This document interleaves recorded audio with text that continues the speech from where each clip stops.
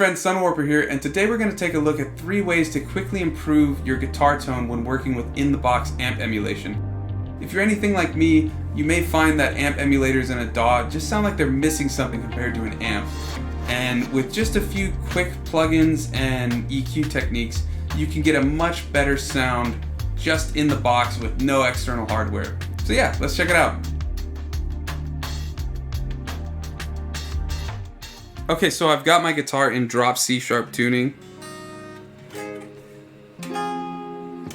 So the first tip is tone shaping with EQ. And so we're gonna put an EQ here, and we're gonna cut off some low end around 84 and the highs around 6500. And depending on if you have other instruments in the mix, you can cut more, especially on the low end. If you've got bass and kick and stuff like that, you'll want to cut a little more. But since this is just going to be a guitar, that's all we're going to do. And then as we get more of this stuff in, we'll do more tone shaping. So the biggest thing you're going to need is an amp. And so we're going to use Waves Guitar. But you can use Waves Guitar, you can use Guitar Rig. I'll put the free Guitar Rig in the description below if you want to check it out. So let's do some shaping in this amp. So we'll put the mids there, treble, presence, bass, we'll put it around there. Want a little drive. And I think we'll go for a clean tone, but we'll make it what they call sweet. Okay, so once we've dialed in some of the EQ on the amp, we're gonna do some amp cabinet selection. So I'm gonna go with the 12-inch closed back, and let's do a 57 on axis. And then we'll go with 15-inch, and we'll do a ribbon off axis. Let's see what that sounds like. So yeah, this is what I was talking about in the beginning, where it's a little dry. It just sounds like it's lacking something, but we'll fix that. So the second tip for improving tone is adding color through saturation and compression.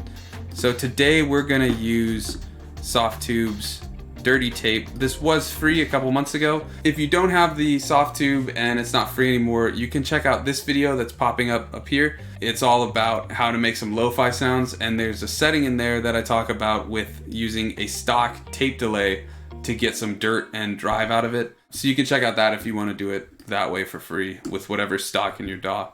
So we're just gonna put less flutter. So we've got some drive and just a little dirt through this Dirty Tape. Let's check it out.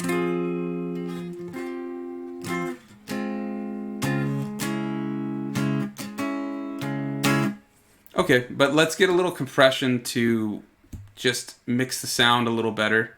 So we'll just do a stock compressor, and let's get what our audio is. So let's get some threshold down. We're just looking for about 1 to 2 dB reduction. Put about a 4 to 1. Long release. About midway for attack.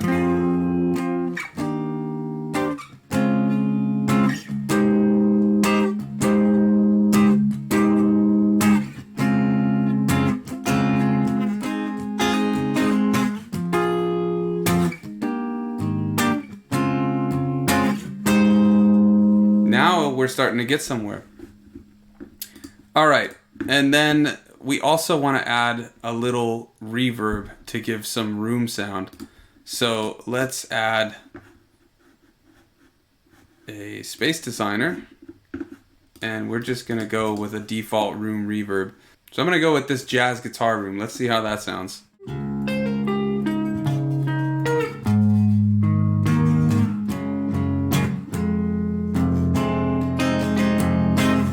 All right, so I'm liking where this is sounding. So I'm gonna just record a little bit of guitar, and then I'll show you the next step because it requires a part that's recorded. Okay, so I've got this part that I recorded that you heard in the intro already, so let's check it out.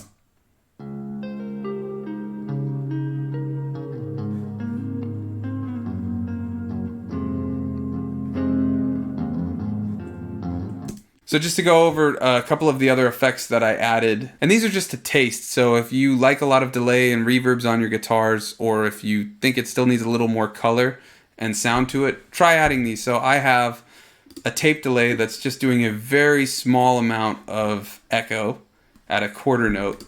And then I have the noise gate. That's kind of a remnant from distorted guitar parts. I just keep it on just in case there's any hum or anything like that when it's not being played. And then I have a little plate. This is just my own personal preference. I like that a little better. The plate reverb, it just sounds a little better to me. Room reverbs would emulate having a mic on an amp better, and so you may want to try that first and then try the little plate. Then lastly, and I've talked about this before in another video, I have Valhalla Supermassive, which is a free plugin.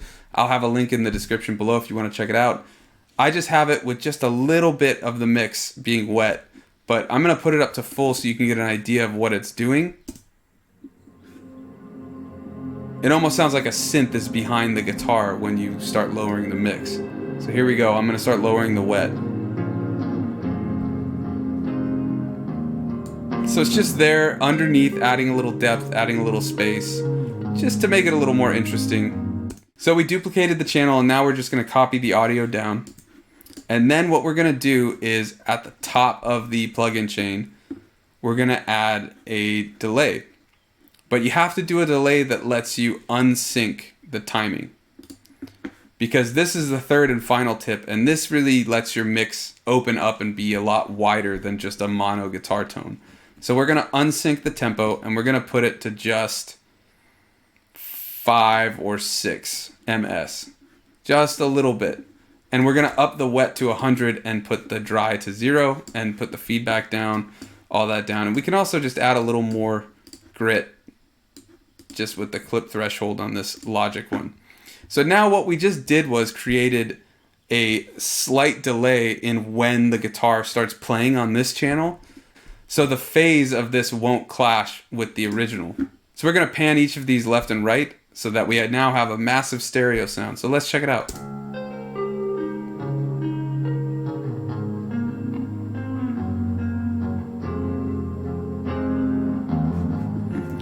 And then the other thing that we want to do is change this guitar, the second guitar, we want to change its amp around a little bit. Let's try warm. A little more bass, a little less mids, a little less presence, and let's change up the cabinets a little bit.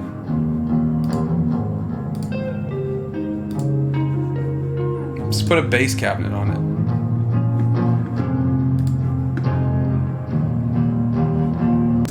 Okay, and so you'll notice that volumes of each change a little bit, and so you'll want to account for that with a little volume boost or volume reduction, whatever you want to do.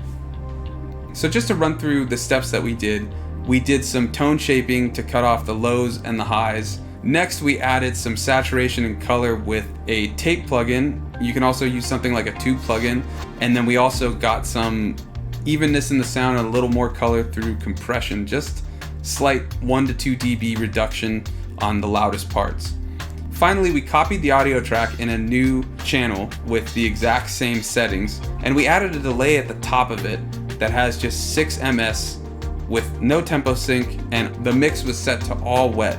And what this did was cause the notes to start playing just slightly later than the original source by 6 ms to give it space, and we panned it so that it was a wide stereo sound. So those are just 3 quick tips to try when you're using in-the-box amp emulation if you feel like it's not sounding right. If you want to just add a little more color, get a little more tone, get some air to it, those are some good starting points, and there's definitely a lot more you can do.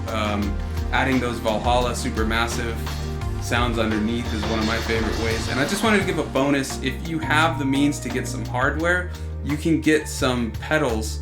Like this is a compressor pedal, but even better would be something with tubes, like a tube compressor, or even an overdrive that you just use just slightly to add a little color in hardware before the signal goes into the computer.